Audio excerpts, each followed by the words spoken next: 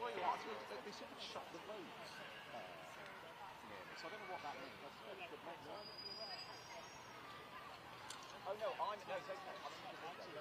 What's the deal with casement? Is it like I know it's at the home.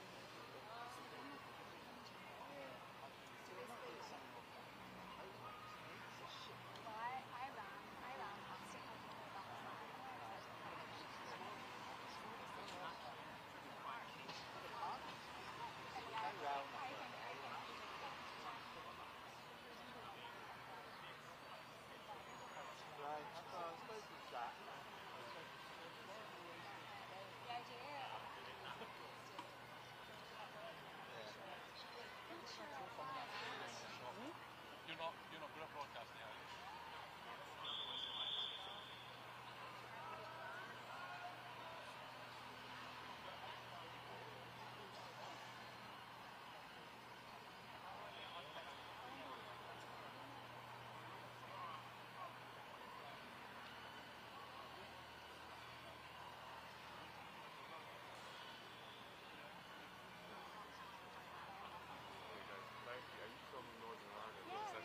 BBC, is it right? Hello, Tommy is ringing from RT. Oh, Tommy! RT News. Ah, okay. Jane McCormick. Ah, okay. Well, great to put a name or a face to the name. I heard your name a lot, but I also am terrible. So the end of the game I really think that He was here like 2 or 3 weeks ago.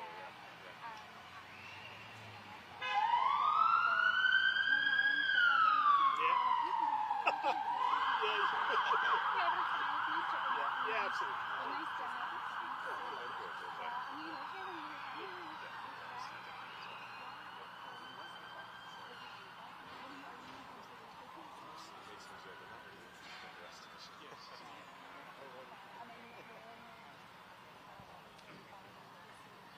Pushed in, yes.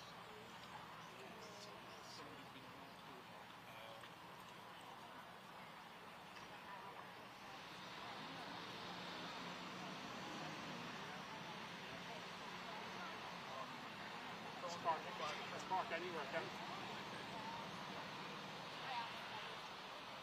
Will they be able to stop us tonight?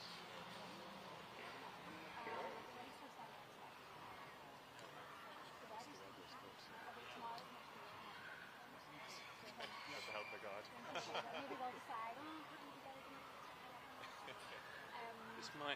This might make things difficult. Yeah, and the Stephen McKean. Oh yeah. We arranged to speak to him too. Well, we had a live do that, I think, like, so I just texted you. So they can go to the back.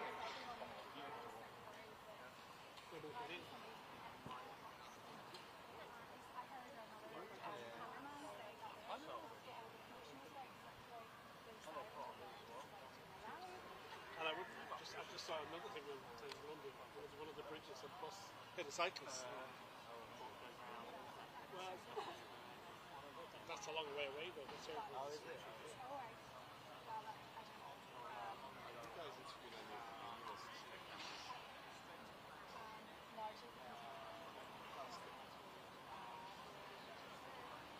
I'm getting, yeah.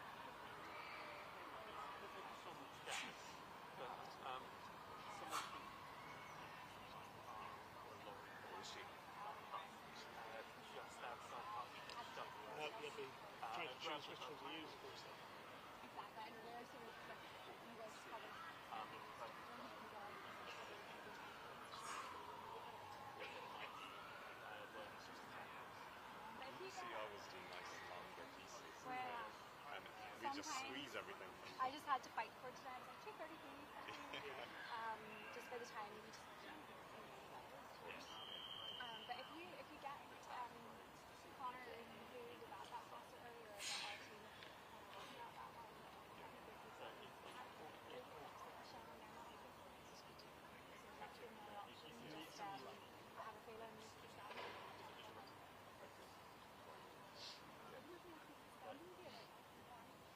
So, If he's saying no to me, then he's definitely going to be saying no to me. I don't want to make an assumption, but I would suspect.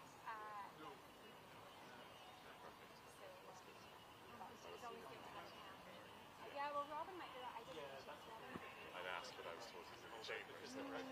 Funny that. I get from everyone. Funny What, is that that. them just putting their head down in here, or? I think on the day it's they don't want to criticize travel, but also we are also, I think, I don't know if we've managed to get this in here yet, but the Northern Ireland Football League this morning, their chief executive is there from Monday football stream talking about as well. So I think we were trying to get their chief executive to but Jared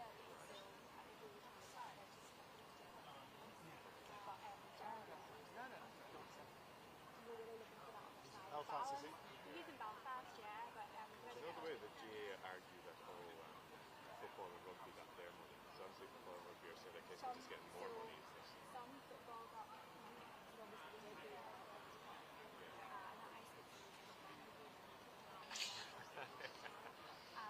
but then it is Martin committed called Signature on Football Stadium, so it's for the not the Irish League level clubs, so they all need their volunteer developed. But the first thing was put away for that years ago, but it's never been come through. And then you've got the club saying, well, that was 15 for A bit more like 15, yeah. well, that's it. Storm it didn't. So, yeah, but you might not know all that. How level he's here for. But I was wondering, because I've noticed they've been criticising themselves on the dynamic. So that's how they got around that. But, It's also hard to report on Northern Ireland, because obviously I don't follow it day to day. yeah. So to try and swoop in and pretend you're an expert is story of my life. So, I don't know about that. Yeah, Darren Marshall was over last week. Yeah, Oh, really? Right. Okay.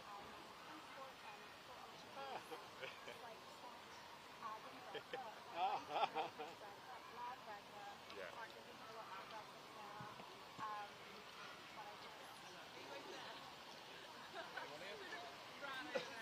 We're just hanging around. Sorry, we just saw you walking by like that.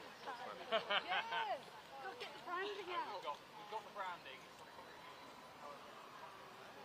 think I guess it might be a little bit. They might have to walk down this way. I might go down there. Yeah. I might give them a little I'm good. How are you, mate?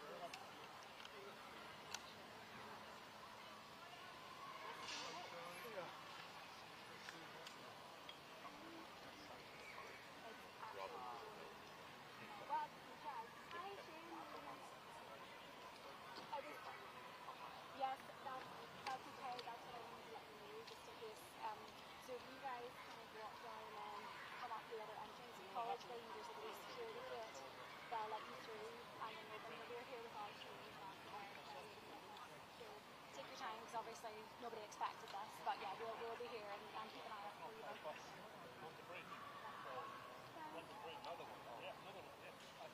That one, maybe just try because I heard it. That sounds. It's fine. Take your time, no rush. Thanks very much, Shane. Cheers. I didn't want to go over. They seem to have closed off, like, the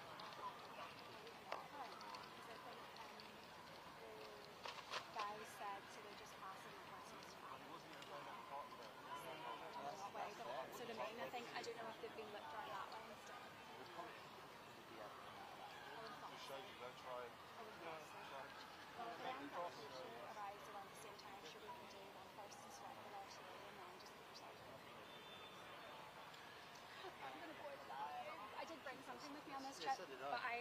I didn't put it in my bag today because I'm stupid. Yeah. Oh, yeah. You're not even sent up there then.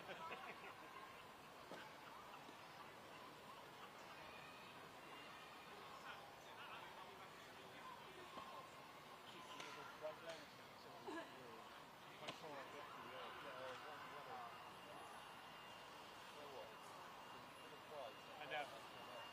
No, you can't complain.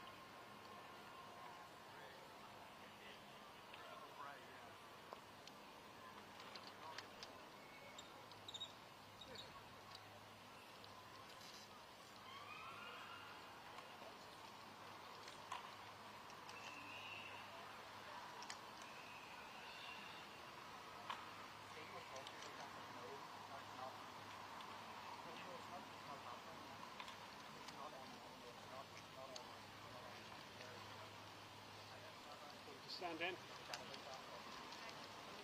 They look a bit small like me.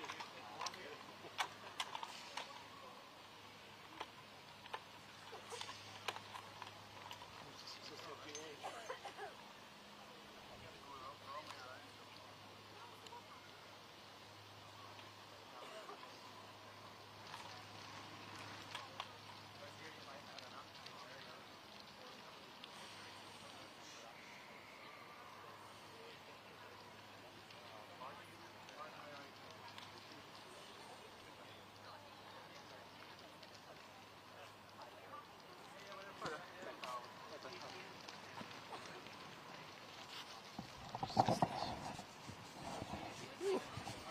You should have gone for the linen seat.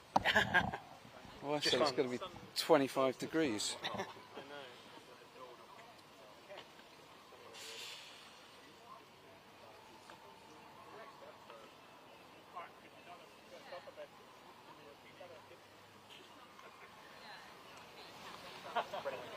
So, just want to just give your name and your position.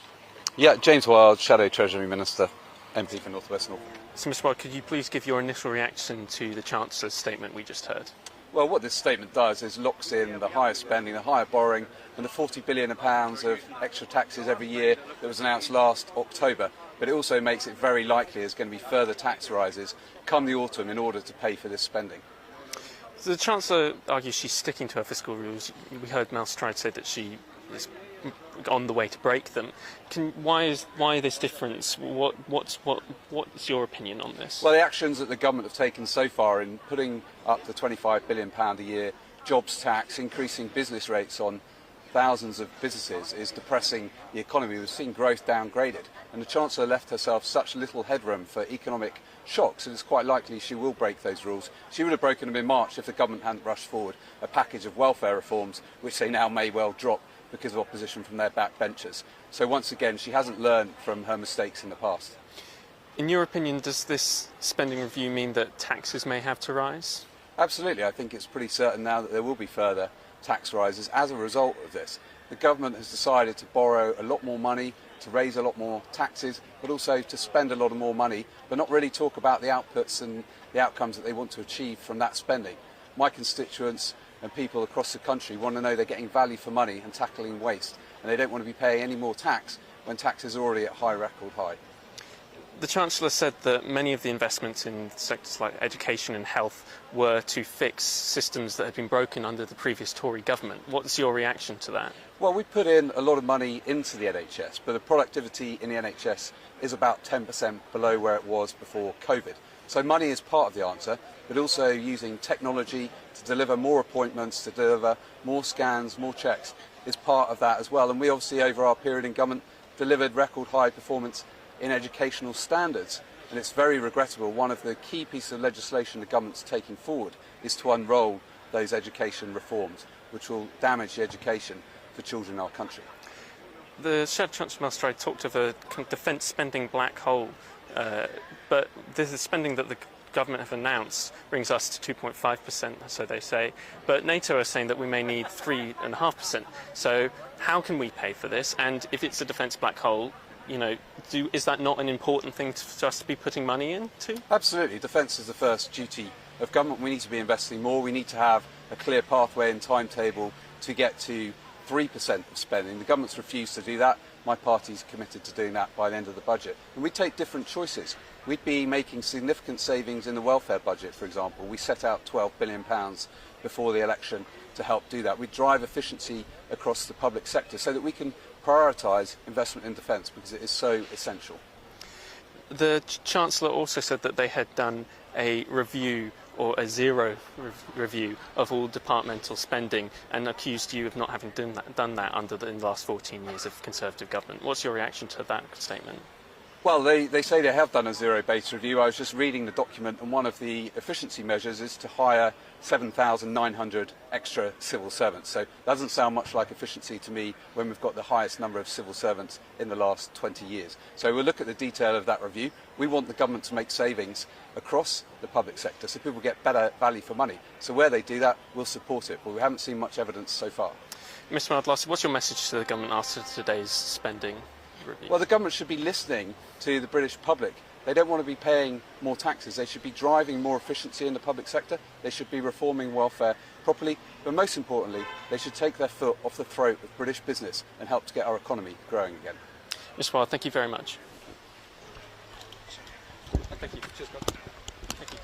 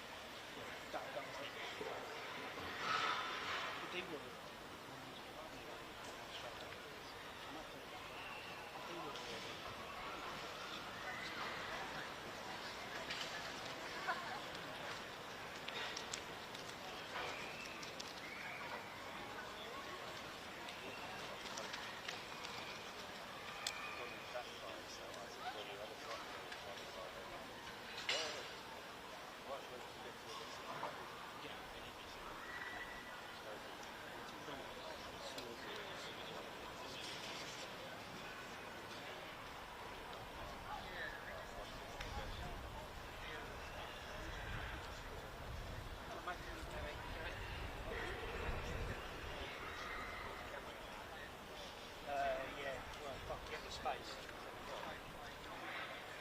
You know what's on your stage? Right in front of our line. I don't know about the white one, but the one where... I don't know, that stuff to the side, you literally markings. Oh, right. This one. I don't know what... I thought you were... Yeah, no, the wall makes it. It was more the fact that we've got a new lady in our office and we hadn't had a conversation about it.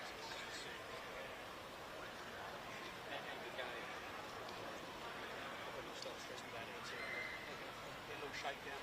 Yeah, yeah.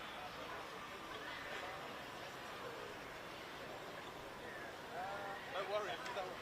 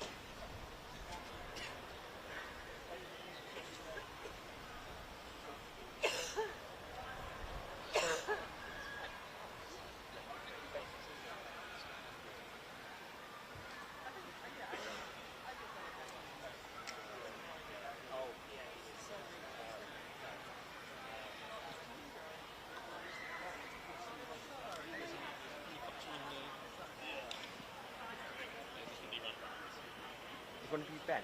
Yes. Hi there, John from the form. We're both All Bens. He's kind of like putting Richard basically. Just it was like, do you want to go next? And like, no? Yes. I believe we have slightly later. Yeah, 15, 55. Yeah. So once this round starts going, Yeah, I think.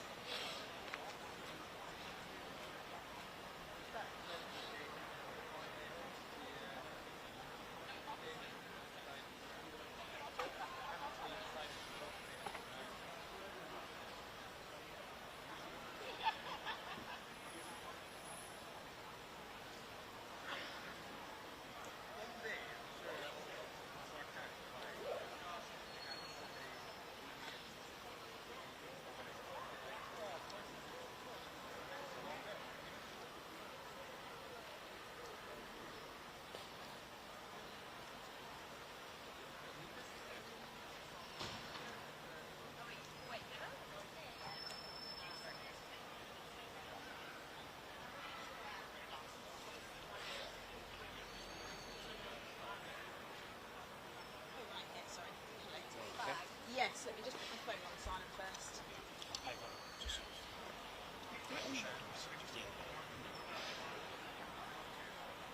If there's some adaptation interviews, I might run and get a coffee. I suppose we're going to. Oh gosh. Well, the cafe in the bottom of Millbank. Oh, that's at some point. Meet both of those. We might need to drop it a little bit. Also ISO and autofocus on, so it should snap on. Should be pressed. Okay. Sorry to introduce, I'm Ben. Hi, Ben. I'm the other Ben You're in the both team. Ben? Yes, we are. Very, very, very helpfully and confusingly. Yeah, Yes. we have that in my team. We have Yeah. 2 Georges. Okay, ready when you are. Fantastic. So you're just going to be speaking to me like Yeah. normal. So initially, can I just get your name and then just your title, please? My name's Carla Denyer, co-leader of the Green Party of England and Wales and MP for Bristol Central. Fantastic. And so can I just get your initial reactions to the spending review that was just announced?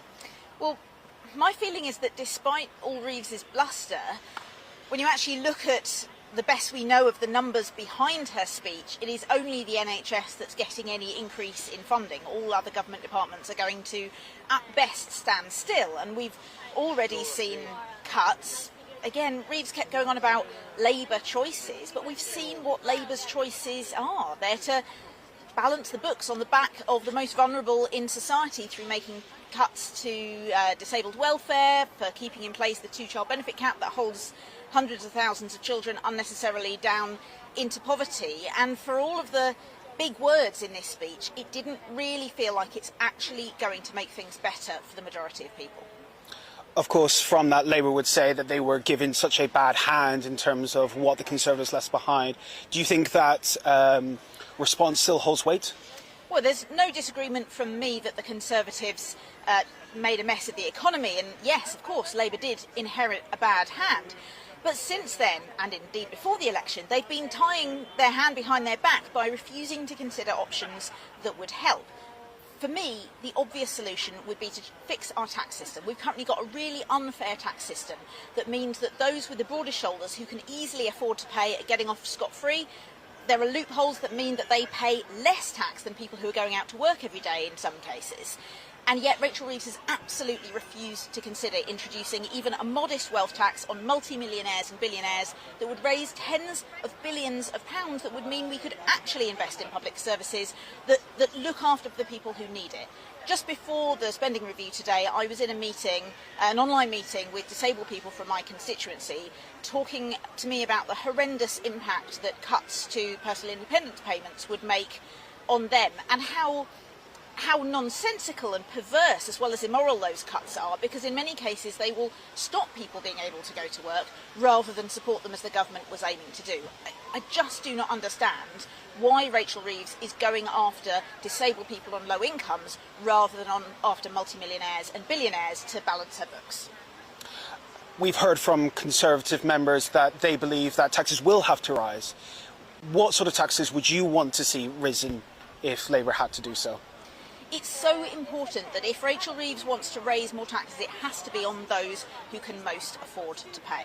And so, as the Greens, we support the campaign by Patriotic Millionaires, which is a group of millionaires and multimillionaires saying, please tax us more. And they've commissioned polling of their peers that has shown that even amongst millionaires, a wealth tax is popular, and the research shows that it would raise tens of billions of pounds, which would be transformative to public services, alongside other changes to taxes like capital gains tax, which currently give the very wealthiest in society a free pass. The options are there, and it's so frustrating that Rachel Reeves is going after the poorest rather than seeking to raise taxes from those who can easily afford to pay. As the Greens, we oppose the increase in employers' national insurance because we could see the impact that would have on working people and on small businesses, and I think that we've seen that come true. She had other choices and she didn't take them. To pivot slightly, we've seen Labour push forward on working with nuclear energy, something that the Green Party actually opposes, something that a lot of people find slightly confusing. Although it's not completely carbon-free, it is known as a reasonably clean source of energy, and many experts say that it's an important transitional power source to go from fossil fuels at the moment into completely renewable energy. Why is the Green Party still so opposed to nuclear energy? Nuclear energy is an incredibly expensive and slow way to generate electricity. It's more expensive than renewable energy, and it takes an awful lot longer from deciding you want a nuclear power station to getting it built. We've seen that because Ed Miliband announced that Sizewell was going to be built when he was last Energy Secretary 15 years ago, and it still hasn't even started happening yet. There's a nuclear power station in my neck of the woods, in Hinckley, just near Bristol as well. It's a similar story there. Years and years of inflating budgets, government having to plough more and more money into it. All it's delivered so far is overspend and delay. So I want to see the government investing in renewable energy, in infrastructure, in storage, so that we can get to zero carbon, and we can do it in a way that creates more jobs as well, because even the argument that Labour makes that nuclear will create jobs, the research shows not as much as investing a similar amount in renewables. Although there are the claims that you're making about it's not good enough, is it not something to be said that it's moving us away from fossil fuels and it's still a reasonably green source of energy? we're in a climate emergency. We need to move as fast as we can, and so I want to see government investment into technology that will get us there as quickly as possible. And we've seen that the nuclear industry is totally beset with delay and overspend time and time again. I'm an engineer, I'm an energy professional, I used to work in the renewable energy sector. I want to see the government focus on rolling out existing renewable energy technology that we know works really well, we know is a really cheap and effective way of generating energy and creating jobs. And I also want to make sure that all of those workers working in the current high carbon sectors, the oil and gas sectors, are supported to transition out of those industries into the nuclear jobs, because it's all very well saying the jobs will be there, but we need to support those people through retraining. And so I put forward a couple of weeks ago my energy jobs bill, and I'm calling on the government to bring forward a plan to support those people with retraining and ensuring that they have a livelihood as they transition to build the green, clean future of the industries in the UK. Okay, thank you very much. Thank you. Good, thank you. Thanks. Oh, thanks, guys. Thank you so much. Okay, great. 10 minutes. Yeah, good.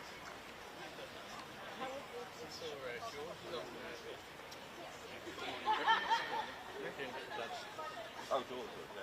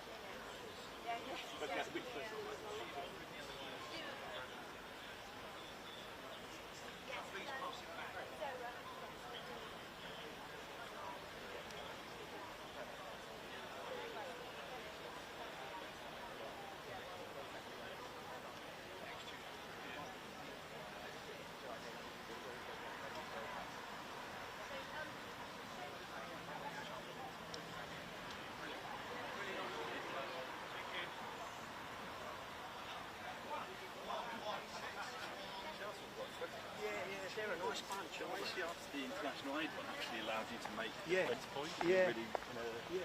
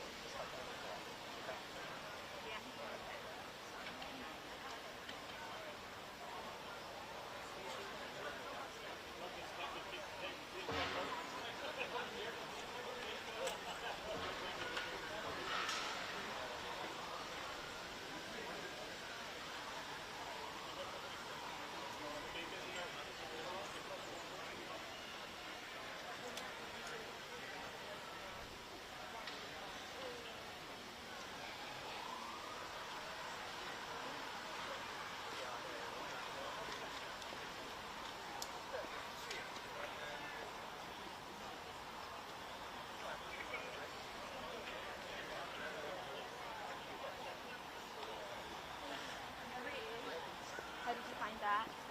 I was on enough of them answers. I'd say that's how it is.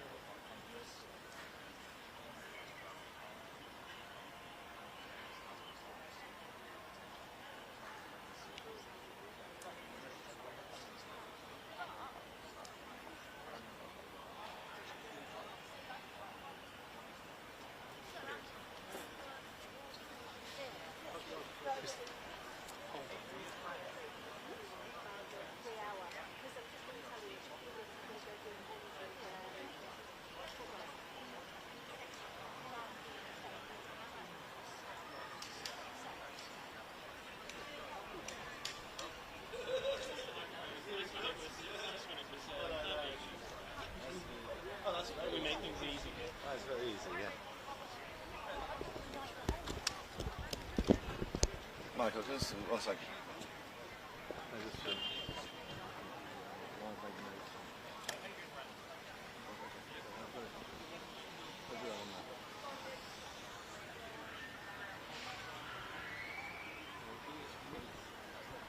check what time we need to be running back. Doing this presentation. Should try and find at least 3 minutes.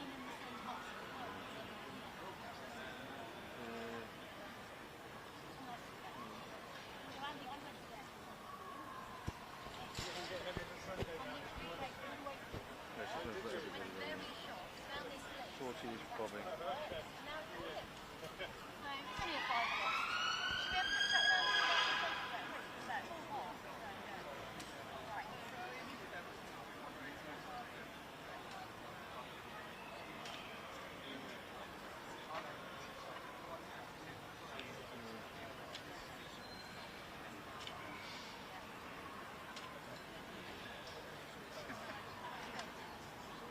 What is it? Let's get straight to chamber.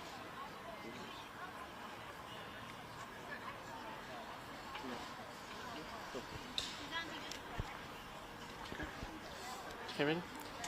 So could you just quickly just give us your name and your position? Yeah. Richard Holden, MP for Basildon and Billericay, and Shadow Paymaster General.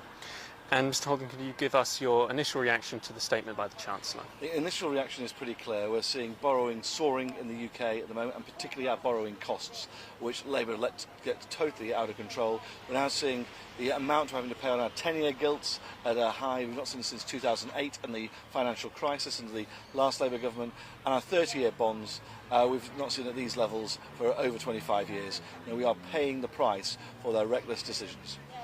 And in your opinion, what is the risk of these, these high yields on the bonds? The biggest risk on these high yields on bonds is actually that we're going to be in a vicious spiral of more taxes, which slows down growth even further, which then means even more borrowing. We've already seen that following Labour's national insurance tax hike, which has absolutely hammered businesses, including in my own constituency, but it's the same message I'm getting from across the country, and there's real concerns now, and we've seen every single month since Labour came into office an increase in unemployment, with a big jump last month of over 100,000. Those are real concerns for people, and they're also having that big knock-on effect in terms of public sector borrowing as well, with more people actually on benefits at the same time.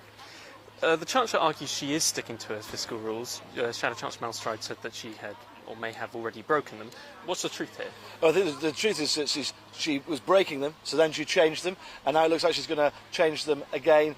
And that's the issue here, is that what we're seeing is that actually we're seeing her not being clear with people. That's one of the reasons. The bond markets, the international markets, who lend the UK our money in order to be able to keep borrowing, that's one of the reasons we're seeing those interest rates rise on UK government debt. And now we're looking at spending of over £100 billion a year now on debt interest alone, which is a colossal sum, twice the defence budget. And so every time that there is a chink in that credibility, which we've seen again today, we'll see those borrowing costs over time go up again.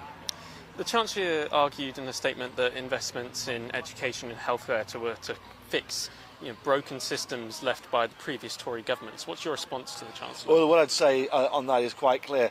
Education per pupil spending is going to be record levels this year under our spending plans, and actually when it comes to the NHS, nobody has spent more per head ever before than under our plans as well. So it's quite clear that we've been putting huge amounts of extra cash into both NHS and education. The key thing though is you've got to be aligned to results and reform, and we've seen the real issue now, particularly within the education setting, where Labour are going to undo a lot of those reforms that we put in, which actually drove up standards. And I think that's what's really concerning people. You've seen huge pay rises in the public sector, particularly for things like people like train drivers, without any reform allied to it. And that's costing us an extra £9 billion a year this year alone. And that's going to be compounded in future years as well. And that's going to be another drag on our fiscal credibility. And also mean we can't actually invest in the things we want to, which is more teachers and actually more and improved capital spending, particularly around certain education and healthcare settings.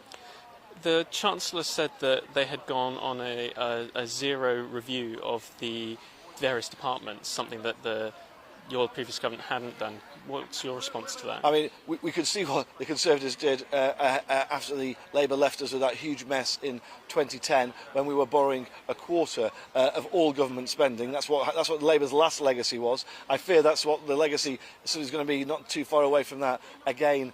Now, we obviously did that. There's huge reviews when we're in government. We also then faced the COVID-19 pandemic, and our response to that was to try and cut taxes, including in national insurance, get the economy growing, put more money in people's pockets. My big fear now is what Labour are doing is, yes, they've seen them put up some taxes already, but we've also seen big increases in borrowing, and my fear is that in the long term all we're going to see is more borrowing, which is going to mean more taxes and them kicking that can down the road, which is a real concern, I think, for everybody in the country and not just for political parties. Are you expecting taxes to go up in the budget in the autumn? Well, I think it's quite clear. I think the Chancellor's going to leave herself with no choices. If she's borrowing this level of money, with debt interest also with big question marks over that and her fiscal credibility, I think credibility is going to be crucial here, and it's quite clear to me that credibility is slipping away from this Labour government. One of the big, increases in spending was on defence, going up to around 2.5% of GDP. But NATO have recently said that we need to be aiming for more like 3.5%.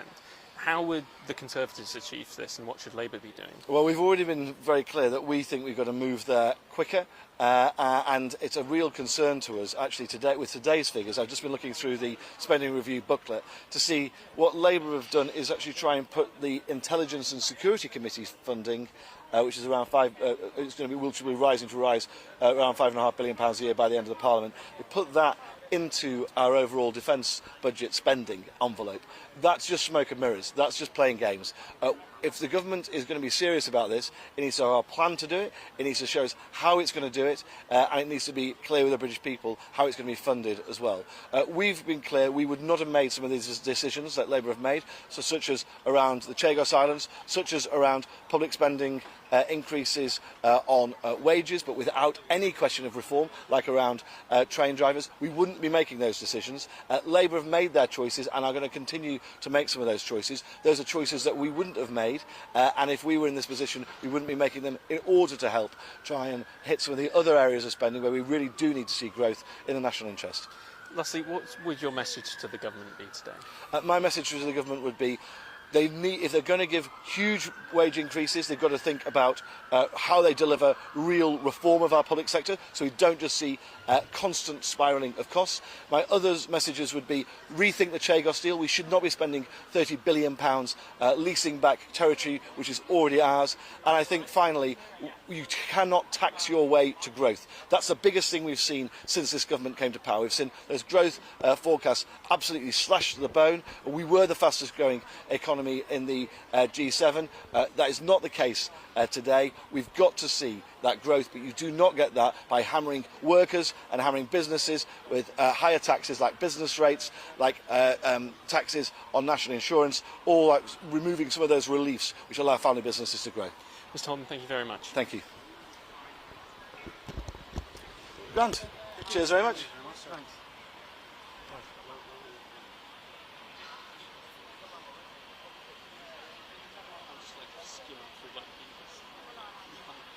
No, don't for yourself.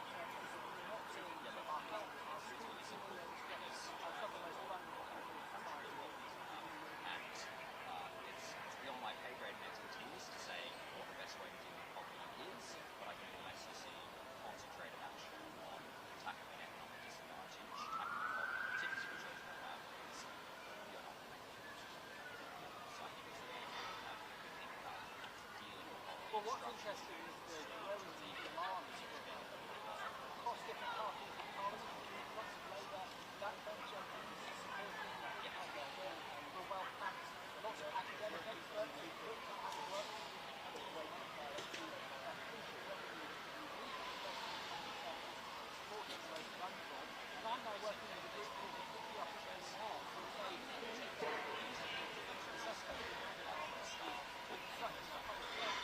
now we want to shift back a bit more. Let homelessness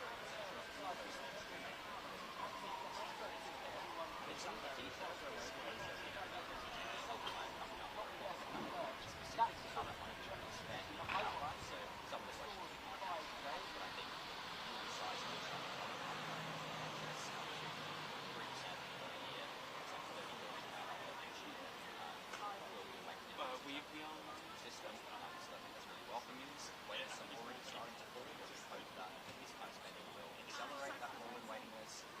Really hope that but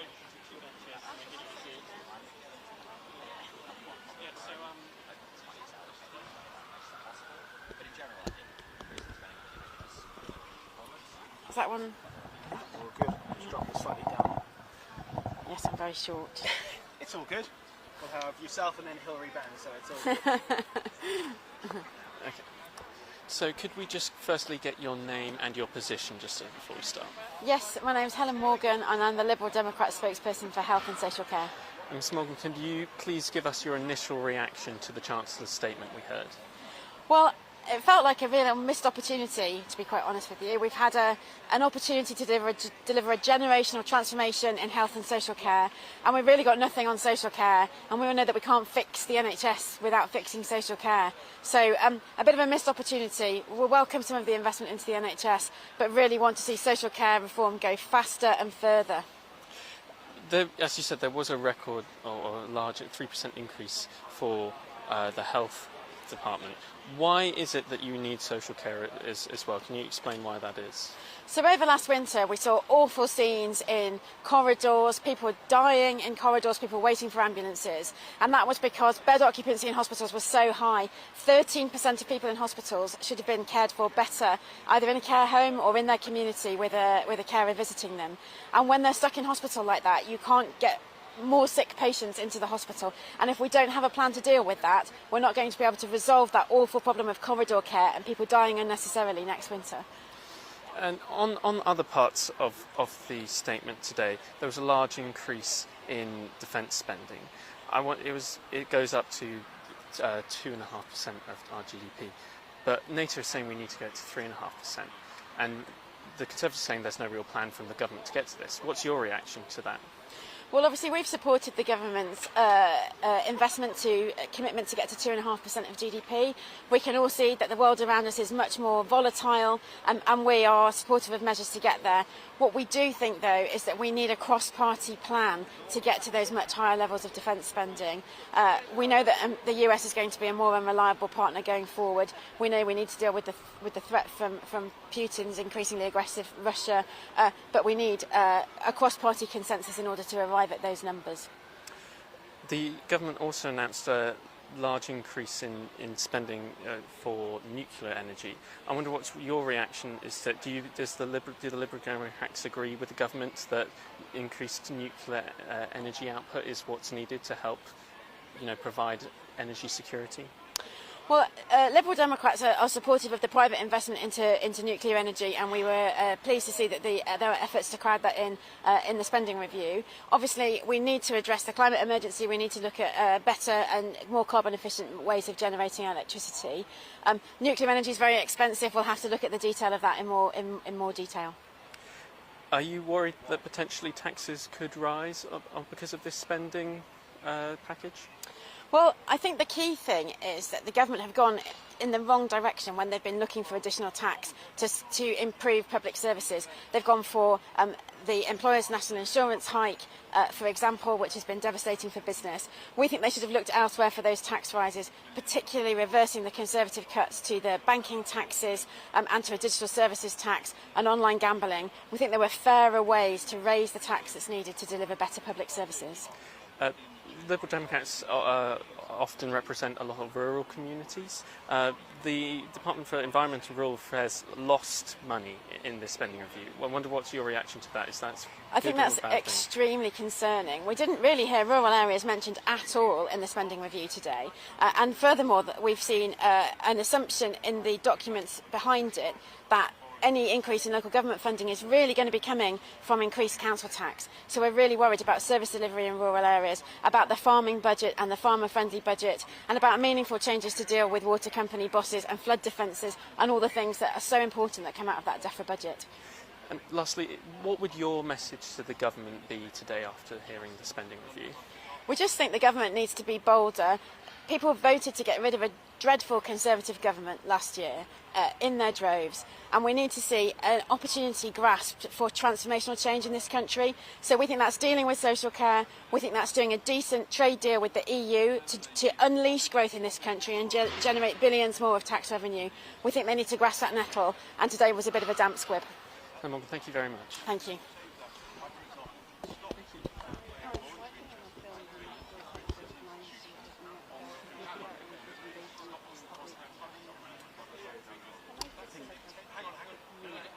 Can I just ask you your from?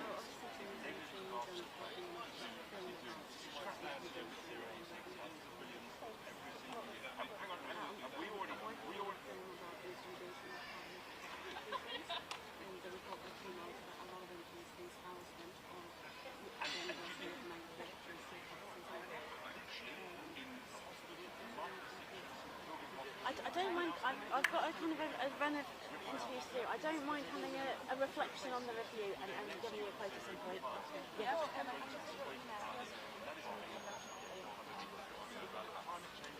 Thank you. Thanks.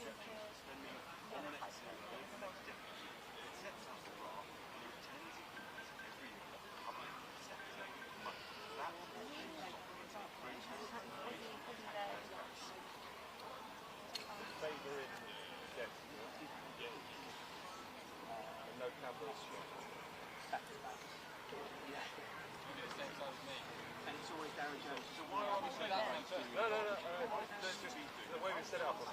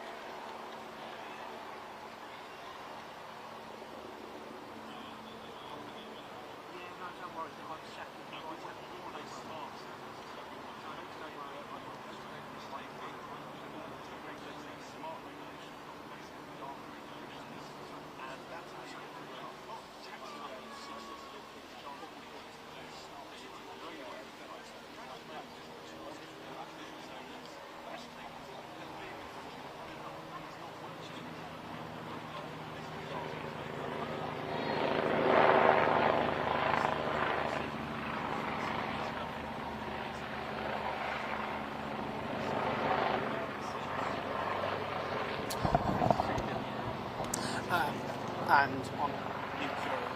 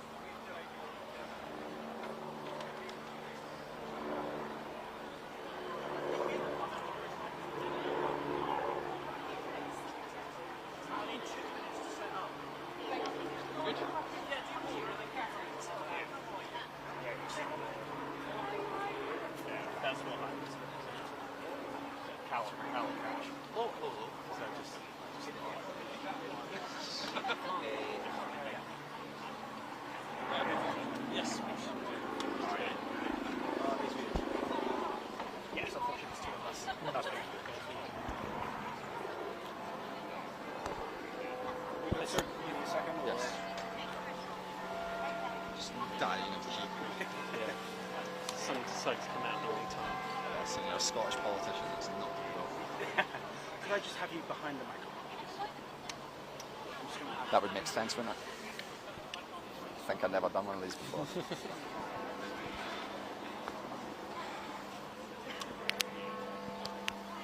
Tell me when you're ready. Good.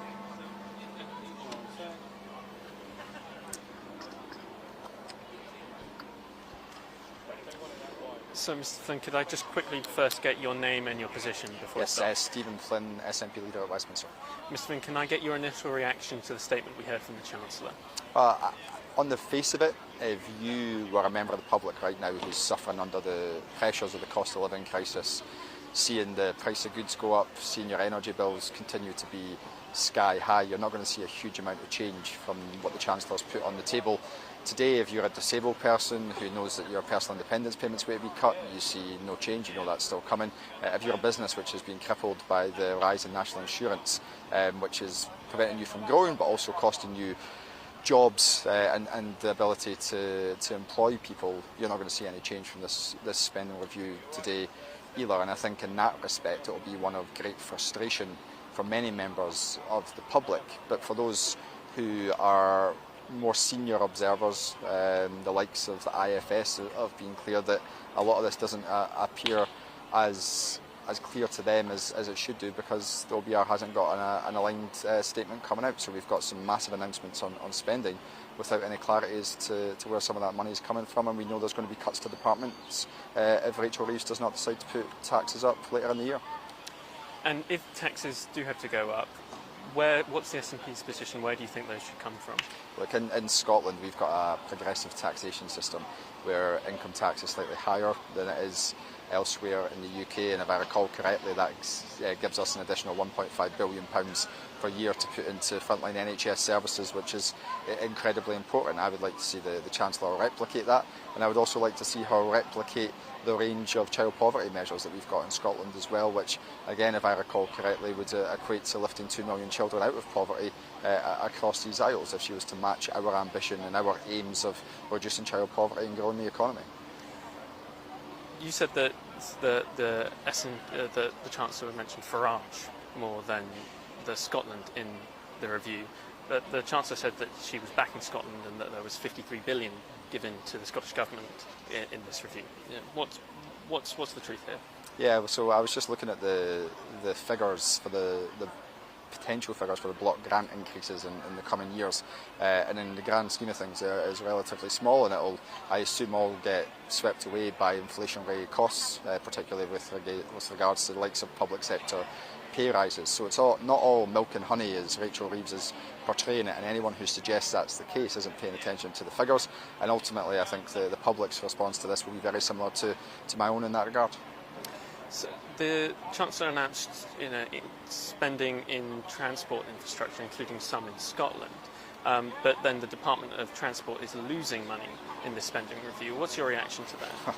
I think you've asked and answered your own question there. There's a significant amount of confusion around some of the announcements that the government has made. We know that an abundance of government departments are going to have to make significant cuts that for the people involved will feel a lot like austerity, irrespective of what Rachel Reeves herself is saying. And even if we look at the likes of the NHS, where there is that supposed 3% increase, that's less than historic averages in relation to the NHS. So there's a poverty of ambition from the Chancellor in many respects, and the public watching this, as I say, under the pressure of the cost of living crisis will be frustrated that they're not hearing the change that they so desperately need. It was also announced on energy, and we heard a few days ago that there was going to be a large investment in nuclear energy. Yeah. Obviously, some of that is to Sizewell, but a proportion of that was to small modular nuclear reactors. I know the SNP are against any nuclear in Scotland. But does that also include these potential small nuclear reactors? It does, of course it does. And look, our position is very clear. We have an abundance of energy resources in Scotland, whether that's oil and gas, offshore wind, onshore wind, hydrogen, tidal, pumped storage.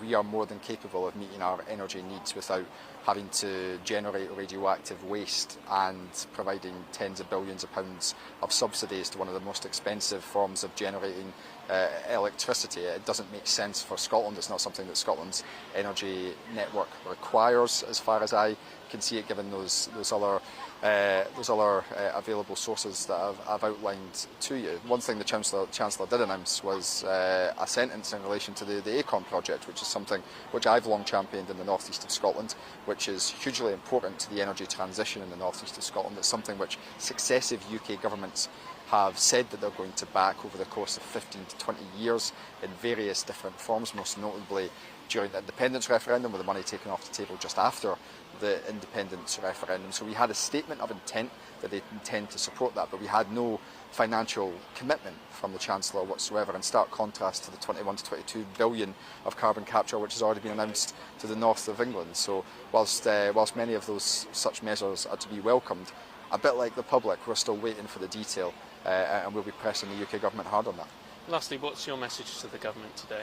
But my message to the government is as simple and as clear as it was on the day after they were elected. They were elected on the promise of delivering change, on reducing energy bills, on ending the cost of living crisis and making the economy grow. They've failed so far to do any of those things, and they need to ensure that they have a policy agenda which meets the aspirations of the public, and this doesn't meet it. That's fine. Thank you very much. Cheers. Thank you. Cheers, guys. All the best.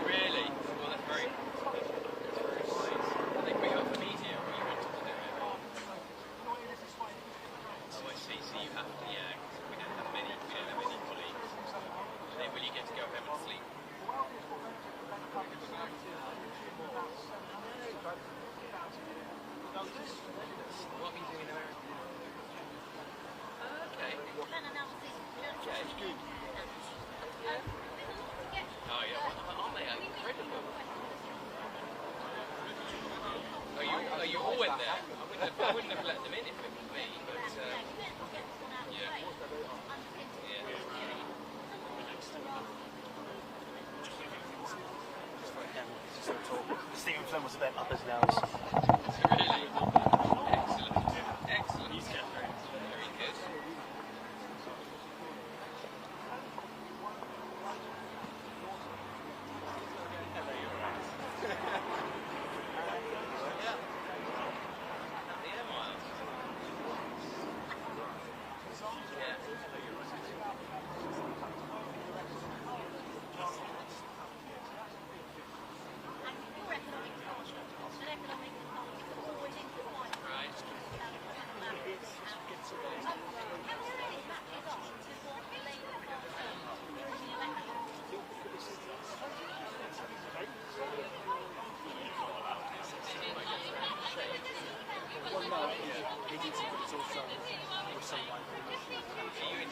You won't see it again until.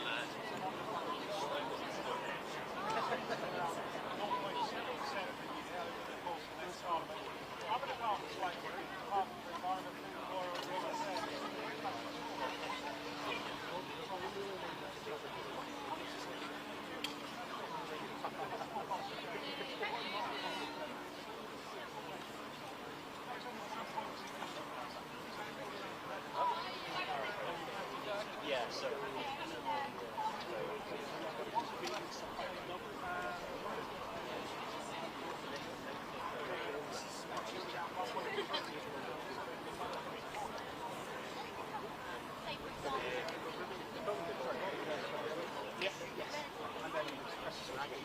We're just about to do the early event.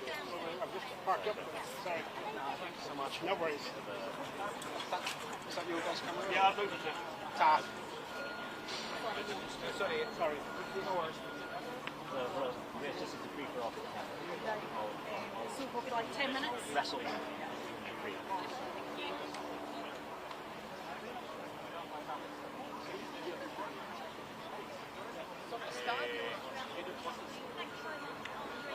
Questions, basic and complicated. We appreciate it. We'll be back to you in a moment. So let's go from our episode behind me and the Fitbit is accessible. So Alex, just tell us what the reaction is from politicians where you are.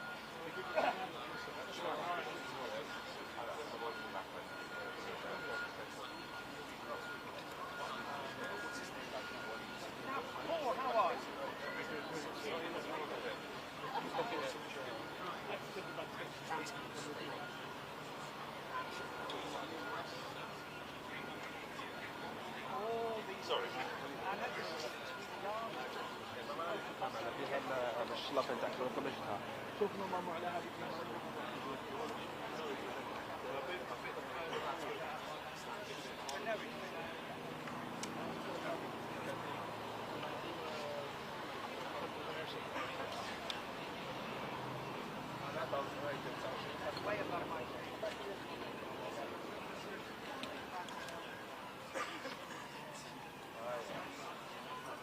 Hi guys, when you going live? We are live. Are you live? Are we prepared on your shot? Yes. We don't give anyone. We'll have interviews coming in and How out. long are you going to be there, mate? How long are you planning on being there? 5 minutes. Are you Yeah, sorry, don't worry. Really. with you? No, don't worry. Asking for this guy. Yeah, don't worry. Oh, Just taking. Just taking those steps.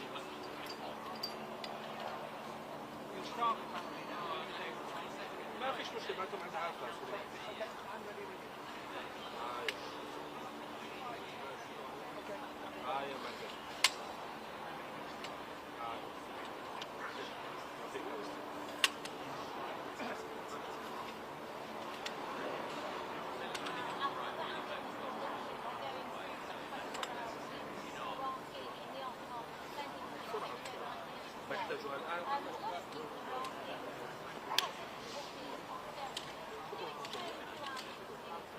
We heard now twice about austerity. We heard the Chancellor talking about austerity.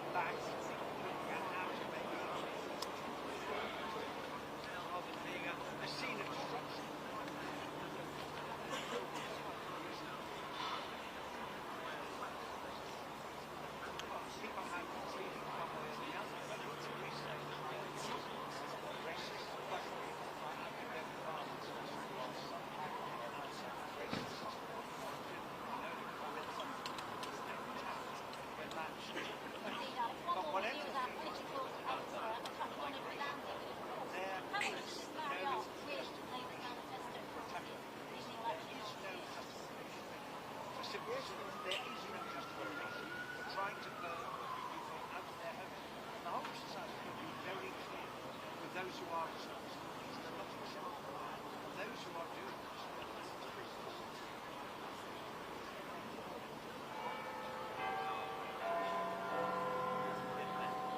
Well, we are giving a spending review just to have to increase the additional 130 million euros in this year. But most importantly, Paul, is that the Northern Ireland Executive record settlement. We don't turn to the you only have to go back a few months before that's happened. Well, people aren't saying that now. Spending and it is for the executive to decide how to spend that money.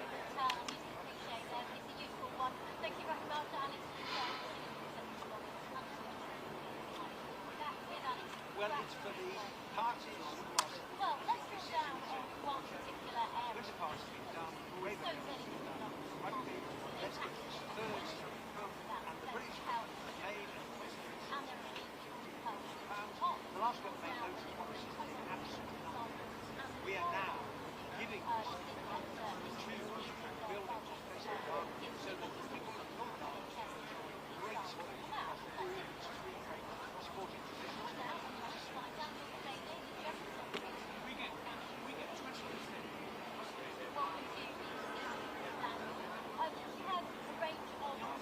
خطوة جريئة تتخذها لندن مشاهدة حرب عقوبات سياسيين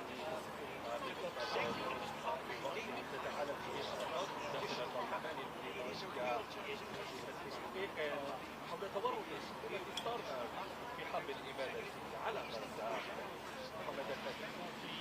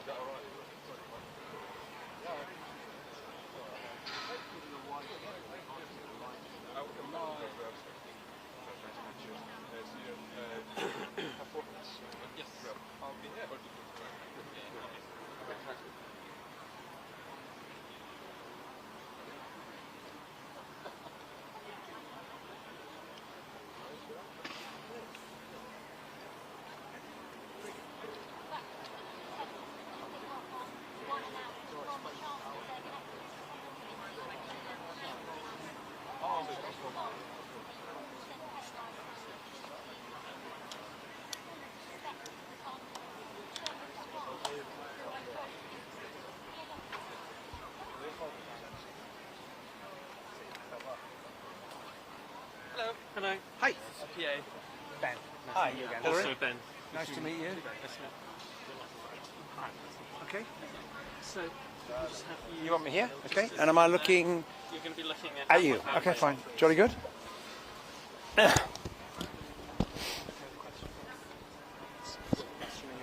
SR and Yeah, and then also just about the yes, and then also just about the spending review. And are you sort of question. starting with the spending review or Ballymena or the other way around? We'll start with spending review and then then we'll go on to Ballymena. Okay, very good. Then we'll go on to stuff back home. We'll go on to what? Stuff back home for myself. Okay, ready when you are. Okay. My name is Hilary Bent. I'm the Secretary of State for Northern Ireland. Fantastic. And can I please get your initial reactions to the spending review today? Well, this is a great deal. It's a great day for the people of Northern Ireland. A record settlement for the Northern Ireland Executive. Northern Ireland will be funded at over 24%, which is the recognised additional need that Northern Ireland has. It will be a real terms increase over the 3-year period. You only have to go back a few months. People were talking about a financial cliff edge. Well, they're not talking about that now because of what the spending review will produce. We're also going to have 138 million for local growth. On top of that, there will be 30 million for innovation for Northern Ireland. There'll be more money for security and for integrated education over the 3-year period. And we've announced a commitment today of £50 million to help get the Casement Park project built. And then moving directly on to that from that, Casement Park is a programme that a lot of people have been dedicated towards, Yep. and the 50 million that's been put towards it, that's not going to go the complete mile. What's the opinion on why that 50 million is not going to cover the full amount? Well, the cost of the project has escalated since the executive. This is an executive commitment to build Casement Park. It dates from 2011. There were long planning delays. But look, the last government made lots of promises on Casement Park and delivered absolutely nothing. They led people up the garden path, and I thought it was right and proper that today we should make a significant contribution, and that's what has been announced by the Chancellor in the spending review of 50 million. So the funding is now up to about just over 170, and now for the parties to sit round the table and say, well, where can we find additional funds from? Is there things we can do about the design? But what everyone is committed to is to get this built, because we have Windsor Park for football, we have Ravenhill for rugby. The one great sporting tradition in Northern Ireland, the GAA tradition, does not have its stadium. That's why the executive is committed to it. That's why the government is showing commitment today in offering a £50 million contribution. Let's get on, let's get this built, and people can come and watch great sport. You just said it was right and proper that Casement would get this 50 million. Some people would say this is special treatment. What's the opinion on that?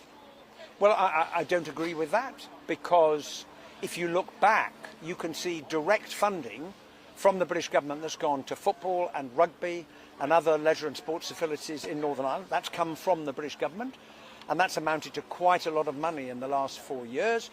A very small proportion of that has gone to a couple of GAA projects.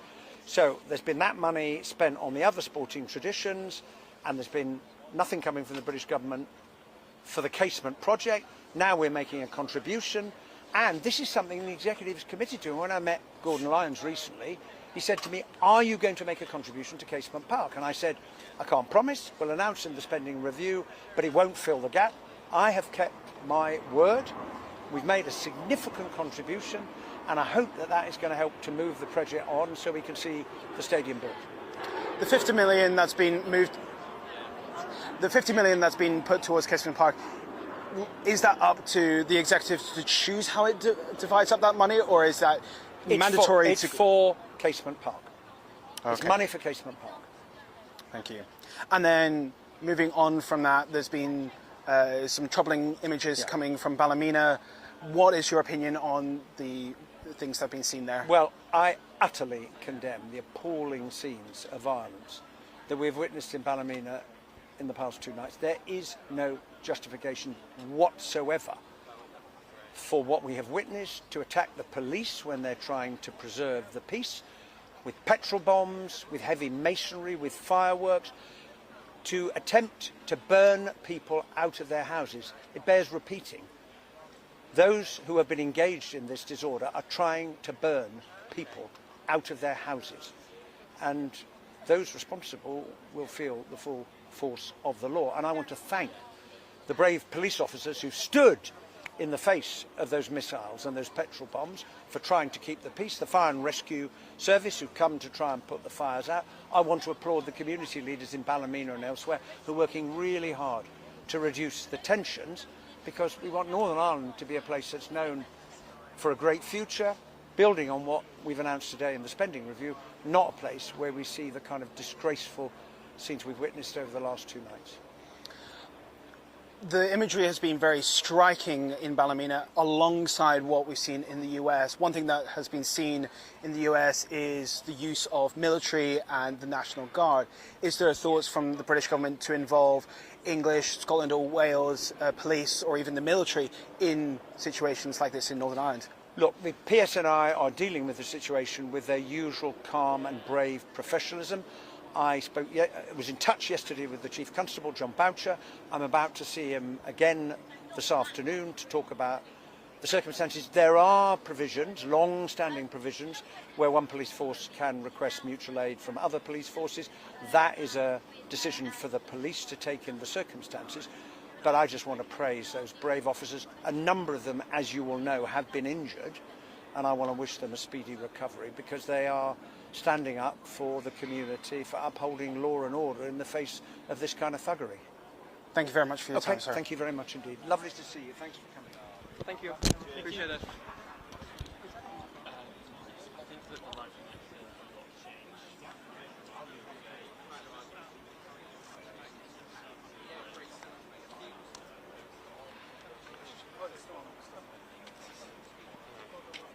Wow. No. Sunny, sunny, sunny. Yes. Right, where do you want me? Just Here? in front here. Okay.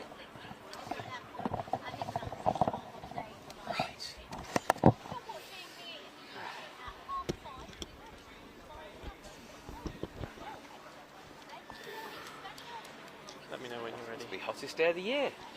Oh, yeah, it felt a little chilly this morning actually, but Yes. it's brightened up a lot. Yeah, agreed. Okay.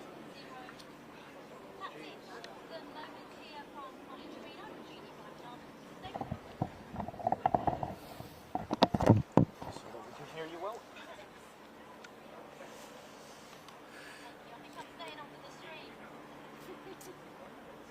Right, where to look? You? Just yeah. at myself. Okay, good. We can do that. Okay, so Mr. Holden, can I just first get your name and your kind of title? Yeah. So it's Andrew Griffith, the Shadow Business and Trade Secretary and Member of Parliament for Arundel and South Downs. So, Mr. Griffith, can I first get your reaction for the statement we heard from the Chancellor? Well, this is a Chancellor who's lost control of the economy. Every week brings another measure. This week was unemployment, but previously it was inflation or interest rates that show that the economy is really not in good shape. So what we saw was a lot of spending, but no plans as to how that's going to be paid for. That means we're nigh on certain that taxes will rise in the autumn.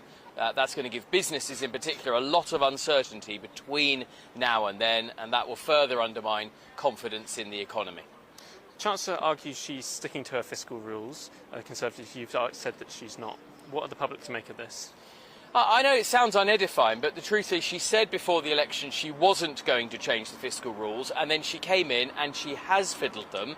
The only reason that she was able to come up with today's large spending is because she's redesignated, she's changed the fiscal rules and excluded capital spending from those. But of course, cash is cash. And what that means is the national debt will be bigger, almost 100% of the UK's GDP, and that's either going to have to be paid for by taxes now or by passing that debt burden on to our children. So you expect taxes to go up in the months to come? I think after today it's a nigh on certain that taxes will go up in the autumn, and noticeably both the Prime Minister and the Chancellor refused to rule out taxes rising. The Chancellor argued that investments in areas like education and health were to fix broken systems left over by the previous Conservative government. What's your reaction to her? Look, we all want to have good public services, but the enduring way to do that in a sustainable fashion is to have an economy that's growing. And what we didn't hear from the Chancellor today was anything about how this government's going to have a growth plan. In fact, the economy has gone in the other direction. Now, we had our own spending plans when in government, and if you look at the out years of the plan, the amount that this government is spending is even lower than we were spending in office. But the main issue is there's no plan to pay for what she's announced in terms of spending today. One of the big increases in spending was for the defence budget, but it does not meet the new target NATO is expecting of 3.5%. You've argued that there haven't been ways to get this put out. What would the Conservatives do to reach this target? Well, there's no higher duty on government than internal and external security, and that's, of course, the defence budget. So we would have put more money into the defence budget. We've said that we would make tough choices, hard choices around things like welfare, getting more people back into work so they're on the productive side of the economy, not being a burden on the taxpayer. And by racking up debt, as this government is doing, all we're doing is paying more money in interest. Currently about twice the amount we spend on defence, the government is spending on interest on its borrowing alone. That's not sustainable. Rachel Reeves said that they had conducted a zero-based review and claimed that this hadn't been done by the previous Conservative government, and they'd found savings in this. What's your reaction to that?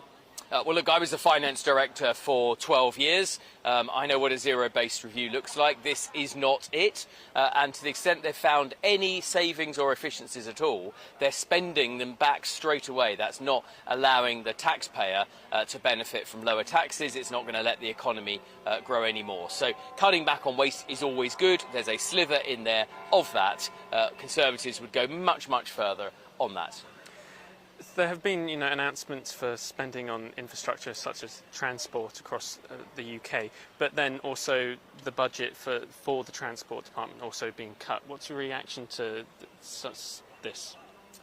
Look, we need spending on the areas that make a huge difference to people's lives, and transport is one of those. But we also need a plan to pay for it. And the big thing that's been missing today is not about how well the Chancellor can spend or allocate money, much of which may have to be clawed back in future when it turns out she doesn't have enough money set aside for the day job of police on our streets or keeping our schools and hospitals open. But the bigger mission is that plan to pay for it. Without that, it's just words, I'm afraid. Plenty of words from this Chancellor, not many plans. And what would you say are the risks of potential higher yields on bonds that you argue might come from this? Well, the big risk is that the Chancellor, every time she's presented a set of numbers, and this set hasn't even been reported on by the independent OBR, but every time she's presented a set of numbers, it turns out that there's very, very little headroom, and in the weeks, sometimes days, following her setting out those numbers, that headroom's extinguished. That's what worries the bond market, the people who lend money to the government. It's what worries us, and it's the reason why earlier this year we had an emergency budget where the Chancellor had to come back. Her previous sums no longer added up. I firmly expect, come the autumn, tax rises to be coming, and she's going to have to redo these sums again. And what's your message to the government today?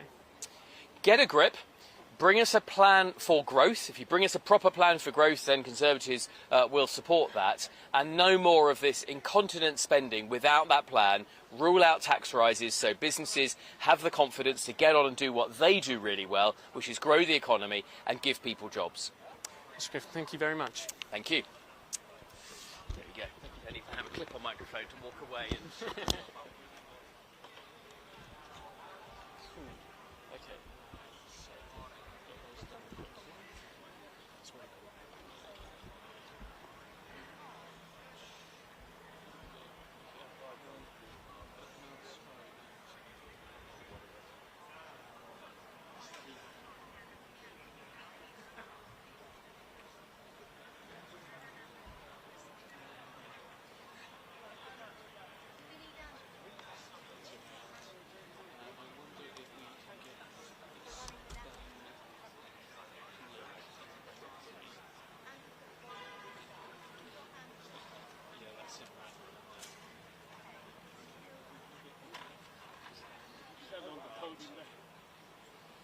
What do you need to be taller? The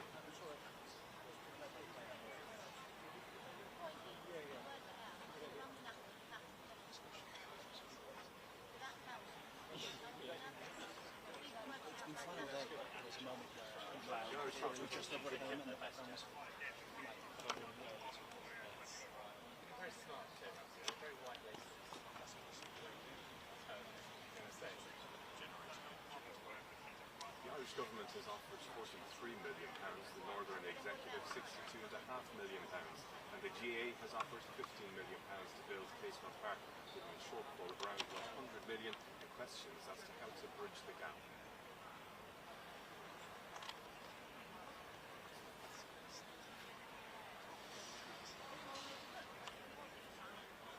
Questions around how to bridge the gap. The Irish government has offered £43 million, Northern Executive £62.5 million.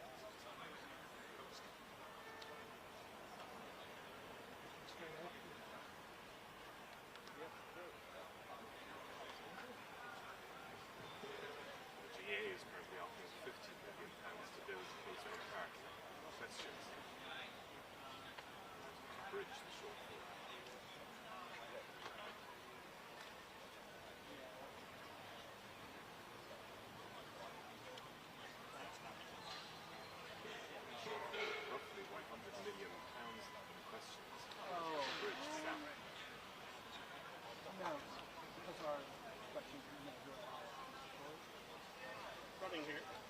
Irish government has offered £43 million, the Northern Executive £62.5 million, and the GA has offered £15 million to build Casement Park, leaving a shortfall of around £100 million and questions around how to bridge the gap. Let's do one more cycle job.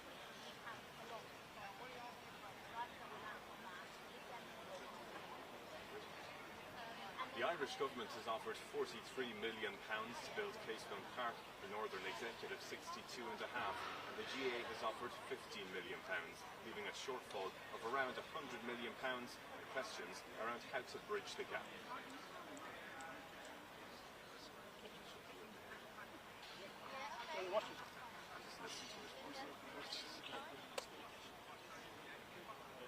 There's two of them, but I'll play the second. Shot is never at issue, it's always what would I say.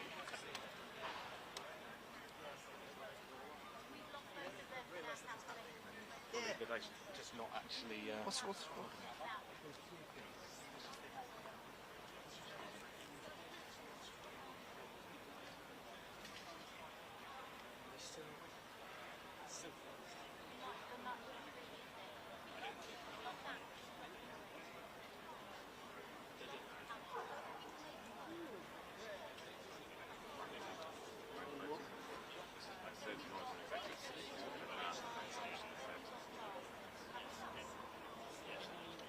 Two corners.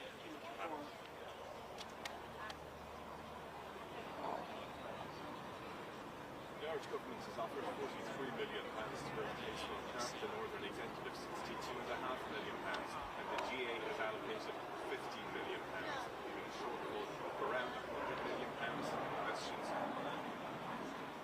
Roughly £100 million questions around how to bridge the gap. Running here. The Irish offered £43 million. Casement Park, the Northern Executive £62.5 million, and the GA has allocated. The Irish government has offered £43 million to build Casement Park, the Northern Executive £62.5 million, and the GA has allocated £15 million, leaving a shortfall of roughly £100 million and questions around how to bridge the gap. They never use a graphic on that. They do it to one side. It's probably a bit confusing. I know, yeah. It might also be good time right. No, as in without the graphic. There's a lot of numbers. Yeah.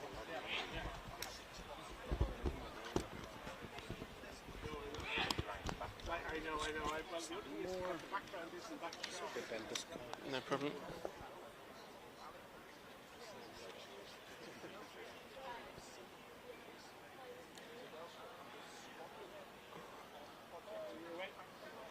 Good. That's good. Good. So could I just get your name and your position first, Mr. Lake? Yes, of course. My name is Ben Lake and I'm the Member of Parliament for Ceredigion Preseli. Mr. Lake, could you please give us your initial reaction to the statement we heard from the Chancellor? One of bemusement, I suppose. Despite much backslapping by Labour MPs this morning, the statement simply failed to deliver much on the promises that we were given. And in a Welsh context, we were promised significant investment in our rail infrastructure. We were also promised that this government, this new Labour government, would seek to right the wrongs of a historic underinvestment in our infrastructure. And unfortunately, they fell very, very short of that. And what we have in the end is £45 million per year for the next 10 years, which by any measure is inadequate. The Chancellor was saying that they were giving large amounts to devolved governments. I believe it was 23 billion to the Welsh government, and you argue this is not meeting your expectations. No, I don't. And one of the lines the Chancellor uses is that it's a record-breaking settlement or something to that effect. Well, of course, the Chancellor will well understand that the way that inflation works means that every budget, in order just to stand still, it should increase and should be record-breaking every year. Ultimately, the way in which the funding system works in the UK is broken. The Barnett formula is outdated. It doesn't meet the needs of the devolved nations. It's simply a mechanism to allocate funding when there are any increases for spending according to the needs of the people of England. It doesn't meet the needs of Wales. I know in the last few weeks there was some conversation about investments for rail being in England being put under England and Wales. After hearing the spending review today, is that still your opinion? So it's quite interesting. The Treasury has claimed that the Oxford to Cambridge rail link, which had previously been categorised as an England-only project, an assessment that I think is quite fair, was a mistake. And yet they seem to have replicated that mistake today. It still appears as an England-only project, as it should do. I now look forward to the UK Treasury paying Wales the consequential funding that it deserves. In terms of the spending, one of the big winners was defence. Although this has not gone close enough to meet the new NATO targets that have recently been set. What would Plaid Cymru say about this increase in defence, and how do you think it should be paid for? I think there is sometimes too much of an unquestioning, uncritical obsession with a percentage target and not really scrutinising what it is that we're trying to bolster in terms of our defence and security capability. And so we do need to see more detail as to whether or not the government is spending this increase effectively and meeting some of the big capacity and capability gaps that was identified under the Strategic Defence Review. But it is certainly something that the government has to act on. We live in a very different world now. It's a much more tumultuous and dangerous world. All I would say, though, is that we need to make sure that any increased spending is spent wisely and according to the things that we actually need. The Chancellor also announced that, or had confirmed, a grant to Tata Steel for the refurbing of blast furnaces in Port Talbot. What's your reaction to that announcement? I think it's interesting that we are now hearing about a grant for Port Talbot when just a few months ago the UK government nationalised the steelworks at Scunthorpe. I thought they were right to nationalise the steelworks in Scunthorpe, but I also think they should have done so for Port Talbot. So whilst the grant is clearly better than nothing, it falls very, very short from what they did and the way they acted to support Scunthorpe. The Chancellor said that the investment that it was giving in Wales showed what the two Labour governments could do together. I wonder, what do you expect in the future if that is the case? Well, I would say if the Chancellor says that this is proof of success of two Labour governments working together, I dread to think what a defeat or unsuccessful attempts would be. The fact of the matter is, Wales expected a lot more from this comprehensive spending review. They looked for fair funding, they looked for the righting of historic wrongs, and I'm afraid this comprehensive spending review fell short on all those counts. And lastly, what's your message to the government today? My message to the government is quite simple. They have an opportunity, they have the majority to undertake fundamental reforms in the way in which funding is allocated across the nations of the UK, to reform the Barnett formula so that every community, whether it's in England or in any of the nations of the UK, get the funding that meets their actual needs. They failed to take that opportunity today, and I, for one, am bitterly disappointed. Mr. Lake, thank you very much. Thank you. Thanks very much, guys. Hello. Yes. Hi. I'm James. Good to see you. Nice to see you. So, what are we doing here? This is PA. Press Association. Oh, right. Yeah. Yes, sorry, yes, I did. Sorry, we've got quite a few on the list. So, No, I'm sure you do. That's all right. Yeah. How's your morning been? Busy? Oh, well, the morning was busy, afternoon's been busy. Yeah. Busier. Bloody trees.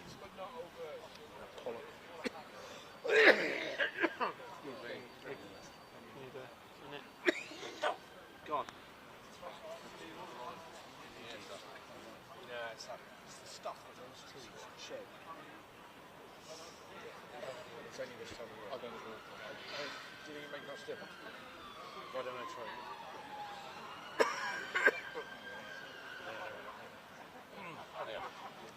Just go and walk and come back. Well, we can try it, but if I cough, it's not live, is it? We're feeding it back live at the moment. Right. Well, let's give it a go. Okay. Whenever you're ready. Yeah. Just in front of the mic here. Yeah. Okay.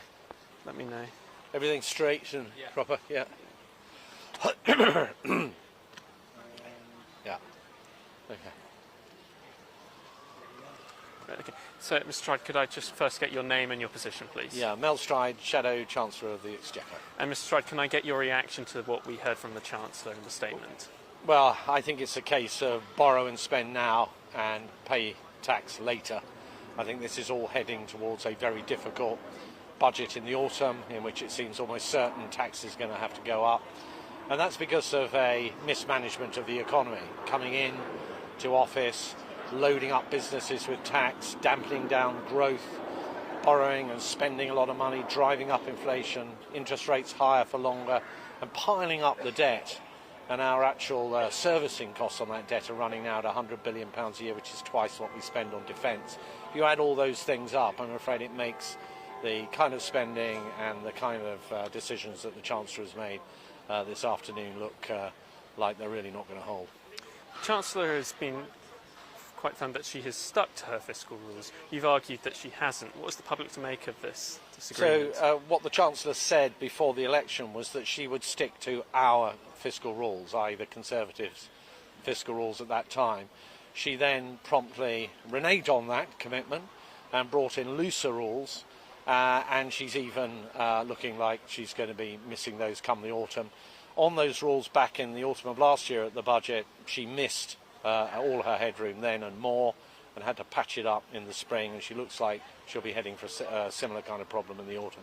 So you believe that this spending review will lead to tax rises? So I think the whole economic policy of the government, including this spending review and everything else, is inevitably leading to a very difficult budget in the autumn, and the most likely outcome then is that the fiscal headroom against her targets will once again have evaporated, and she will be into trying to patch things up, and that will possibly mean more taxes. And if that happens, then that's going to be a drag on the economy in itself, so you end up in this rather doom loop of higher taxes, slower growth going forward. The Chancellor repeatedly said that investments that she was making into areas like education and health were to fix systemic issues left by the previous Tory government. What's your reaction to that? Well, look, nobody's saying there shouldn't be investment within the economy. Of course there should, but you have to live within your means. And if you're mismanaging the economy so that it is not growing as fast as it could be, if you're seeing, as we are, inflation now at almost double its target, you're seeing unemployment that's gone up by 10% since this government came into office. You've seen most economists downgrading growth, the OBR, for example, downgrading growth this year by 50%, just halving it, then I'm afraid you are in a position where it's difficult to see how she can get through to the autumn without major difficulties then. One of the big increases in spending was on defence, although that does not reach the new NATO targets of 3.5%. How should we reach that target, and how would the Conservatives reach that target? Well, we will set up our plans at the time of the next general election. They'll be fully funded, they'll be fiscally responsible, and we will be properly providing for the defence of our country. But actually what the Chancellor said in the Chamber today was that in 2027 we would be reaching 2.6% of GDP spend on defence. What they have said is that they previously will be reaching 2.5, but she's also said that that 2.6% includes the cost of our security services. So I think we need to look at those numbers very carefully, because she's rather inflated what we seem to be spending on defence by changing the definition of defence expenditure in the speech she's just delivered.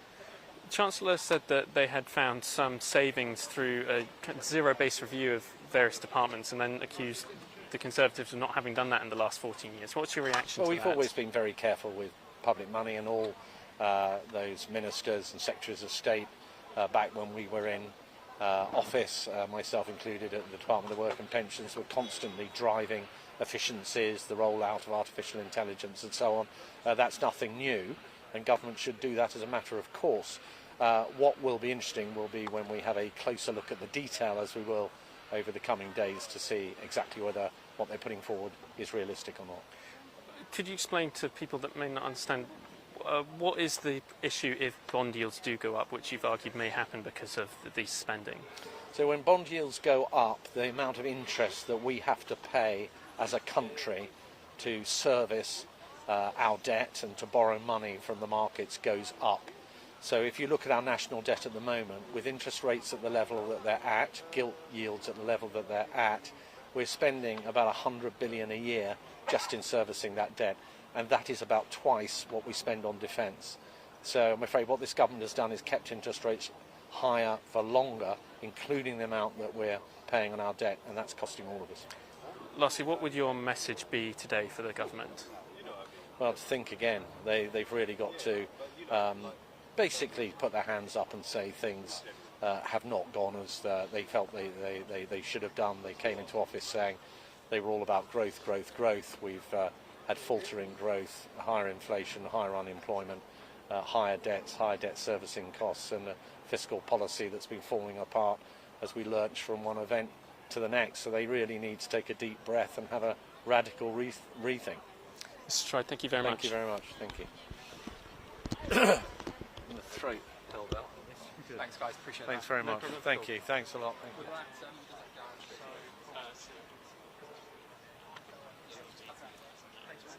Nice one. Thanks for your time. Appreciate it. Thank Matt for me, yeah?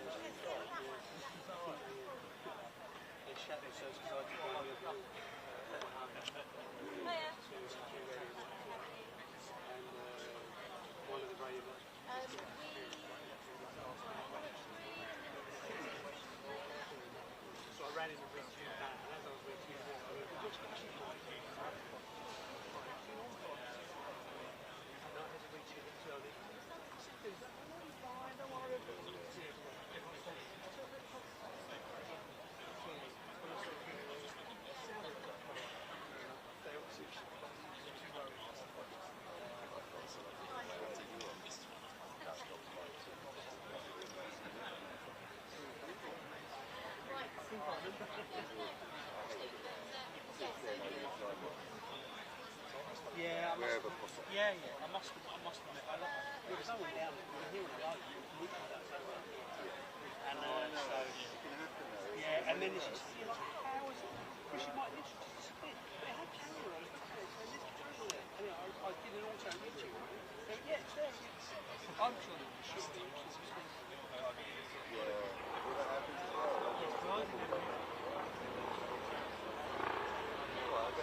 Yeah, no worries.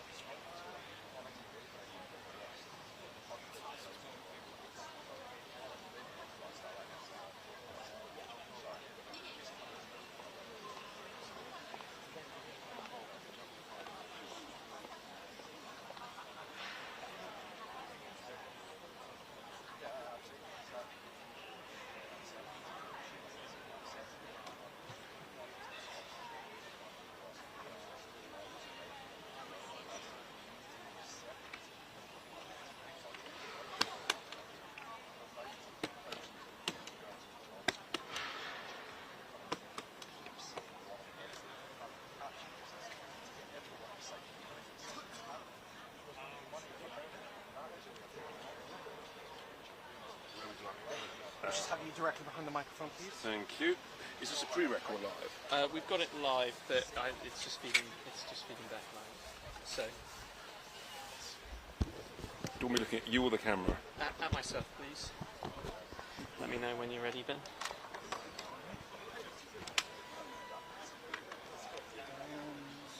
How many sort of questions are you in?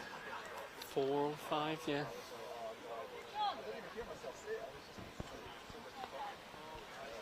All ready? Cool. So, Mr. Tice, can I first just get your name and your position first? Richard Tice, Deputy Leader of Reform UK and Member of Parliament for Boston and Skegness. And Mr. Tice, can I get your initial reaction to what we heard from the Chancellor's statement today? Well, this was a spending review splurging hundreds of billions of borrowed money, taxpayers' cash, because the government is so terrified of Reform UK. They kept looking across us in the chamber. Look, some of the spending is sensible on infrastructure projects, but I fear much of it will be wasteful. You shouldn't be spending tens of billions on carbon capture projects that'll go over budget, that'll make no difference to anything, an unproven technology. Even the Greens agree with us on that. And I fear that many of the public sector pay rises with no performance or productivity requirements will just be banked and go down the Swanee. So, yeah, I'm really concerned. I'm concerned that we've seen since the October budget from this Chancellor, 250,000 jobs have been destroyed. And that's just a collapse in confidence from the business community. So do you think that this spending review will result in any tax rises in the autumn? I think it's almost inevitable because they're borrowing all this money. Government borrowing is going through the roof. The bond markets are very concerned. The cost of government borrowing is going up, and I think growth is going down. It may disappear back down to zero. You can't tax your way out of a crisis.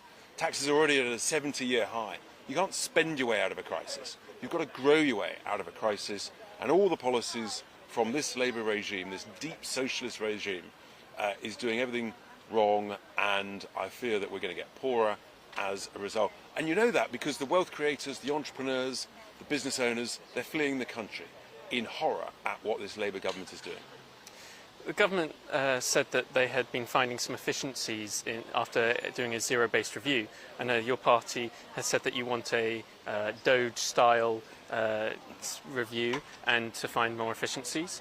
What's your reaction to this? Well, I was delighted to help educate the Chancellor in the Chamber when I said that we've already, in just a matter of weeks, in the 10 councils that we control, we're saving tens and tens and tens of millions of pounds of operational and capital expenditure that's unnecessary. So yeah, we're making great progress on that, and that's what I've said. You know, we can save £5 and 100. I might have been a bit cautious on that based on what we're seeing so far. But the good news is now, the scrutiny, the pressure is on us to actually deliver on this, and I think we're going to prove people wrong. I think we're going to produce the savings and actually, but nevertheless, improve the quality of the frontline services. That is a win-win. That's what we try and do at Reform. One of the big increases in spending was defence going up. NATO has recently said that the target's actually increased to 3.5%. How would Reform pay for increased spending in defence? That's the one bit actually of this spending review where the government have copied and listened and learned from Reform, because we said in the contract, our manifesto last general election last year, we said you ought to increase defence spending to 2.5% of GDP within 3 years and then 3% in 6. And we talked about how you pay for it by, for example, slashing foreign aid, and the government they've talked about that. So let's make sure they deliver. But of course, the MOD, the Ministry of Defence, is a classic case in point of wasting money badly on procurement. So yes, spend more, but for heaven's sake, let's spend it properly and wisely. If taxes do have to go up, or do go up in the autumn, where does Reform UK think they should go up? They shouldn't go up. They should stop wasting money. They should start making massive savings. Happy to help the government produce those savings. For example, scrap net stupid zero, and you can save tens of billions in the first year. One mad example for you. In a hospital in Boston, my constituency, they're spending £20-odd million of taxpayers' cash ripping out a perfectly good heating system to replace it with a net stupid zero compliance system. That's not going to help patient care one iota. It's outrageous. Lastly, what's your message today for the government? Stop wasting cash, spend it smartly, save money, tell the Governor of the Bank of England you don't need to voluntarily pay interest enriching city bankers. on the printed money. You don't need to do quantitative tightening that's triggering tens of billions of losses. These are things I've written to the Governor of the Bank of England on. And of course the establishment, they don't like it. But I think the message is spend taxpayers' cash smartly and wisely. Stop wasting it. Mr. Tice, thank you very much. Thank you. Okay. Excellent stuff. Right, lunch.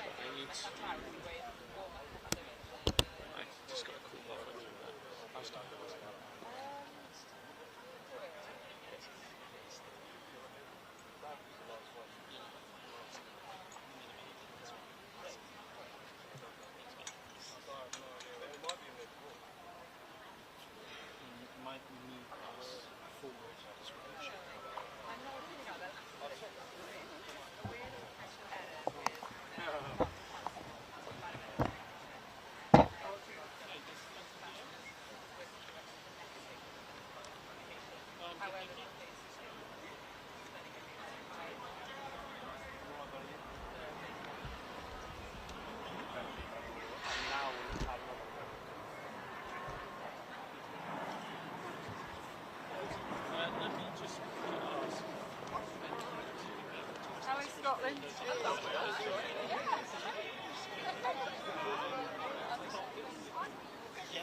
Yeah, I think we can probably do that. There is the road closed here at the moment because there was an accident, but we can try and get in there.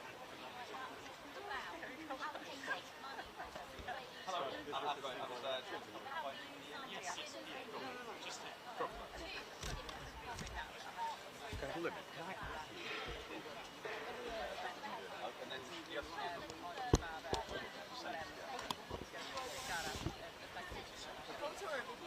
Just a photo of me doing it.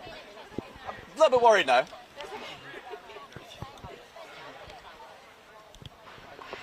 Can I have you next to the microphone, please, sir? There. Here. Where do you want me? And then if you can come directly. There we go. Cool. Sorry. Okay, no problem.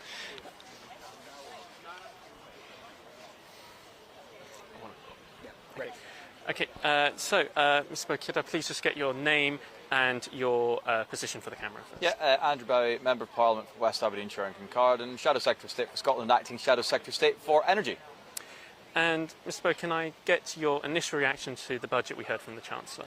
Today it was quite clear what we saw was a spend now, tax later budget. We have no idea how this largesse from the Chancellor of the Exchequer is going to be paid for. What's going to result from that is a whole summer of damaging speculation, which is bad for confidence in the business community, but really damaging for individuals up and down this country who don't know, come the autumn budget, whether or not taxes are going to rise, borrowing is going to go up, increasing the cost of living for many millions of people around the UK. So whilst on the face of it, what we saw was an investment in infrastructure and a whole load of other ostensibly positive announcements, what we didn't hear today was how any of that was going to be paid for. And given the damage that was done by this Chancellor's last budget, in terms of growth forecasts or business confidence, we've got no confidence whatsoever that this will not lead to an increase in tax and greater burden on the British taxpayer. Do you believe this is going to lead to tax increases in the autumn? It's either going to lead to tax increases, an increase in borrowing, which is already at stratospheric levels, or a combination of both. We've seen growth forecasts halve since this government came into office, with 109,000 people made unemployed in May alone. And so there's no confidence whatsoever that what was announced today will not add to the burden on the British taxpayer as we seek to find ways of paying for what was ostensibly positive news regarding infrastructure investment, but no explanation how it's going to be paid for. Moving on, the Chancellor said that a lot of the investments in the health service and in education were to fix broken systems left by the last government. What's your reaction to that? Look, when we left office, we had the fastest growing economy in the G7 with business confidence at near record highs. What we've seen since is a halving of growth forecasts and business confidence at near record lows, with companies shutting their doors, people being laid off in the hundreds of thousands. Nobody has any confidence in what this government is saying anymore. We've already backtracked on some of their initial announcements, especially regarding winter fuel. Nobody's got any confidence that what was announced today, they've got any plan for paying. So, yeah, look, whilst I completely understand that this government has got a mandate to take decisions in their name, they've got a large majority, they really need to start coming clean and owning up to the British people that what they're announcing today does need to be paid for. And that was what was missing today, was an explanation, a lack of honesty from this Chancellor about how on earth they're going to pay for this. On to energy, the government said that this is the biggest increase in spending on nuclear energy since in decades. But your Shadow Chancellor said that some of the scales, particularly for Sidwell, had been a downgrade in ambition. What's the real story here? Look, I was the nuclear minister in the last government. The plan that was unveiled on Tuesday was simply a watered-down version of what we were seeking to announce, but about a year late and with less ambition. There was no commitment to build a 3rd gigawatt scale reactor in the north of Wales. We had only one technology selected from the small modular reactor competition which we launched when we were in government, and there's no sign of a final investment decision on Sizewell C. So whilst of course I welcome investment in new nuclear is part of the solution when we move towards a cleaner energy system moving forward. This was, far less than we would have announced had we been in government, given the plans that we had already put in place over the past few years when the Conservatives were in office. As you're also from Scotland, I wanted to ask, the SNP say they don't want any nuclear energy infrastructure built in Scotland. That also includes the small modular reactors. What's your reaction to that? Well, the SNP have a completely Luddite position when it comes to investment in new nuclear. It's part of the solution moving forward to cut off new investment, new jobs, new energy solutions from being able to invest in Scotland, which is such a proud nuclear history. When you look at Chapel Cross, Torness and Dounreay, is nonsensical to me, simply on a point of ideology which got no basis in fact. So I really do think they need to look again at this. It is, as I said, cutting off investment, it's cutting off jobs, and it's cutting off a route to safe, secure and clean energy moving forward in Scotland, which is a powerhouse of energy technologies and has been for many decades. Do you believe the projects funded in GB Energy are, as Mel Stride, a vanity project? Yeah, look, I mean, nobody knows what GB Energy is going to do. GB Energy has been created with £8 billion of public money, with an ambition of employing, I think, circa 200 employees over the first 5 years. Nobody can really tell us what the ambition or the aim of GB Energy is beyond the fact that it's a publicly owned energy company, but it doesn't have a license to produce or generate energy. It doesn't have a stake in any of the significant projects which are underway right now, started by the Conservative Party, driven forward by private investment and a combination of government investment through the Contracts for Difference process. GB Energy is not required. It's a waste of money. Nobody knows what it's going to do, and simply it's going to get in the way of private investment coming into this country and driving forward the energy revolution which we all want to see happen. On defence, there was a large increase in the defence budget. There seems to be a cross-party consensus that defence spending needs to rise. What was announced today, there wasn't not necessarily a plan to the new NATO target. Yeah. How would the Conservatives meet this need for an increased defence spending? So what we saw today was a commitment to increase defence spending, but it's still short of the 2.7%, which Labour committed to just a few weeks ago, and it's far short of the 3%, which they, as the Strategic Defence Review, was predicated upon being spent from 2030 onwards, and even less, by the way, than the 3%, which is now being demanded by the NATO Secretary-General. So we need to have a look at where this money is going to come from. We need to look at where it's being spent, and we need to have a plan to get to 3% as soon as possible. Our own national security and defence requires it. We went into the last election with a fully costed plan to get in defence spending up to 2.5%. That was put on ice by the Labour government as they launched and then waited for the reporting of the Strategic Defence Review. It's now reported. It says we need 3% defence spending. We're far short of that. We need that money spent on defence now. And of course, tough decisions will have to be made when we decide where that money comes from. But this is an area where we all are agreed more money is needed, and it's needed quickly. Lastly, what's your message today for the government? My message today for the government is, look, if you're going to make big spending commitments, you have to tell the people, you have to be honest with them about how it's going to be how this is going to be paid for. And right now, there is no indication of the Labour Party being honest with the British people about the tax increases which are coming down the line very quickly in order to pay for the largesse that was announced today. Thank you very much. Thank you very much. Cracking. Cheers. Thank you. Cheers very much, sir. That's it.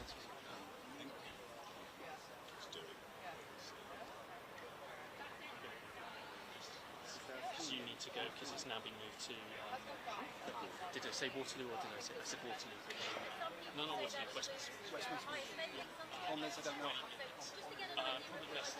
I don't know if Westminster Bridge. That's a. Did you see if it was closed off? I raised it, yes. Sorry. You've got my number. So I raised it January last night.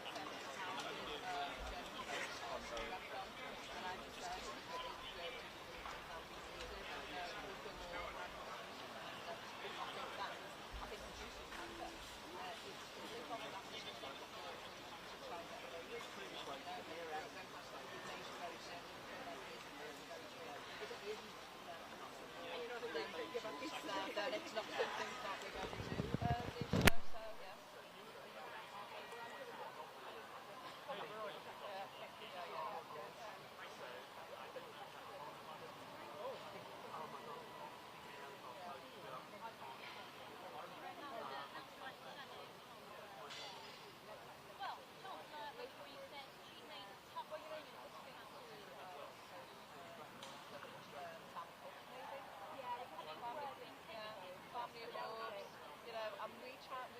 This is obviously very late. It is very, because we did something last year in Everton with Channel 4 that we were going to do and last minute we dropped out. Yeah.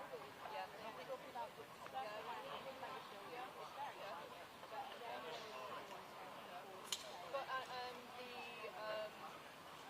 know there's a woman who came to speak at one of my events from Coalition Child Poverty, then and Child Poverty Coalition, Taya. Our main camera's going to go there, and you'll go there, shoot guests in there.